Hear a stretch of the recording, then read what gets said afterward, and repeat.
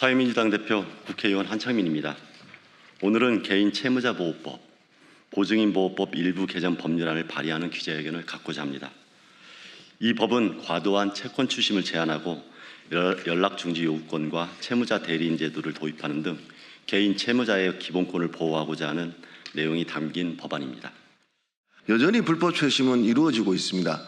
아직도 여전히 일어나고 있는 불법 추심에 대해서는 법률적으로 막는다고 하지만 사각지대와 구멍들이 너무 많은 것들을 알고 있었습니다. 결국은 그 불법 사금융과 불법 추심이 연결되면서 이루어지는 것들인데, 불법 사금융만 이루어지느냐, 합법적인 대부업체들도 여전히 불법 추심을 하는 것들이 있기 때문에 한창민 의원실에서 발의하는 이 법이 어쩌면 지금도 불법 추심에 시달리고 있는 채무자들에게 한 줄기 구원의 손길이 될 수 있다, 이 말씀을 꼭 드리고 싶습니다. 피해자들의 대부분 유형들을 보면 이게 불법 대출을 받은 게 내 가족들과 주위에 알렸을 때 오는 멘탈로 무너져서 오는 자기 선택도, 극단적 선택도 있었다는 점들을 좀 말씀을 드리고 싶고요. 시효 완성 통지도 굉장히 의의가 있습니다. 내가 대출의 시효가 완성됐는지도 모르고 여전히 있기 때문에 추심업자들은 시효 완성에 대해서 통지를 하고 있지 않는 상황이거든요. 그러니까 이 대출이 완료됐는지 안 됐는지도 모르는 상황들에서 반복적인 추심에 또 시달리다 보니까 이 법이 시급히 통과되는다는 것들은 지금도 불법 추심에 시달리고 있는 채권자들에게, 피해자들에게는 한 줄기 구원의 손길이 될 수 있다, 이 말씀 꼭 드리고 싶습니다.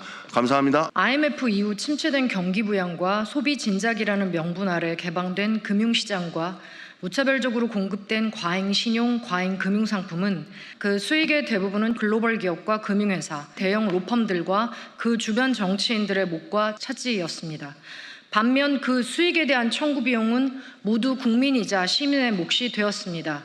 그 청구서는 때로 목숨까지 요구합니다.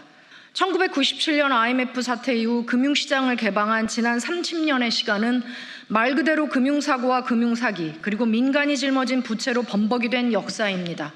이런 사고와 범죄, 그리고 사기는 현재도 진행 중입니다. 최근에는 이와 같은 범죄와 사기로 인해 20대와 미성년 시민들이 보호받지 못한 채 위험한 상황에 고스란히 그대로 노출되어 있습니다. 그들이 하물며 피의자 신분이 되기도 해서 문제가 더욱 심각합니다. 투자 권유받을 때 약속한 수익은 고사하고 원금마저 날리면 그 책임은 투자자인 금융 소비자에게만 귀속됩니다. 돈을 갚지 못하면 채무 조정을 해주는 게 아니라 마치 죄인 다루듯이 독촉하고 추심합니다. 이 모든 문제의 발단, 근원, 책임은 오직 시민, 오직 금융소비자에게만 귀속됩니다. 금융소비자가 문제를 제기하고 민원을 청구하면 재판으로 가져갑니다. 한 명의 작은 금융소비자의 시민들은 재판과 소송, 그리고 그 비용을 포함해서 더 큰 청구서의 비용을 감당해야만 합니다. 때로 재판에 패해서 더 큰 비용을 지불해야 하기도 합니다. 이와 같은 나쁜 관행과 금융과 법꾸라지들의 카르텔을 끊어내야 합니다. 금융 소비자를 정부와 국회가 앞장서서 보호해야 합니다.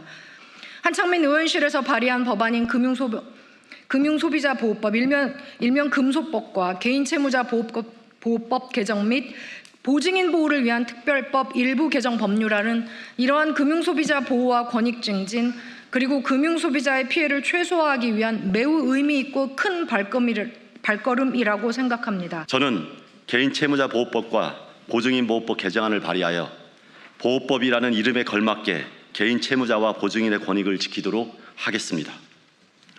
먼저 개인 금융 채무자 보호를 위해서 3가지 조치를 도입합니다. 첫째, 개인 채무자 보호법의 적용 대상을 기존 3천만 원에서 1억 원으로 상향하여 보호 범위를 확대하고, 채무자 대리인의 법적 근거를 명시하여 채무자 지원을 강화합니다.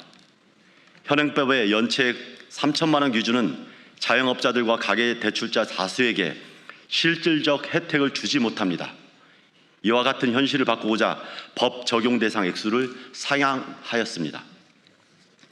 둘째, 추심 방법을 개선하여 개인 채무자의 일상을 보호하는 방안도 마련했습니다. 추심 연락 횟수를 7일 3회, 1개월 10회 미만으로 제한합니다. 대면 추심은 연락이 되지 않는 경우에만 제한적으로 허용합니다. 채무자가 서면으로 의사를 밝힌 경우에는 채권자는 추심 연락을 중단하는 조항도 신설했습니다. 셋째, 소멸시효가 완성된 채권에 대해서 채권자가 채무자에게 채권과 변제의 의무를 소멸을 알리도록 의무화합니다.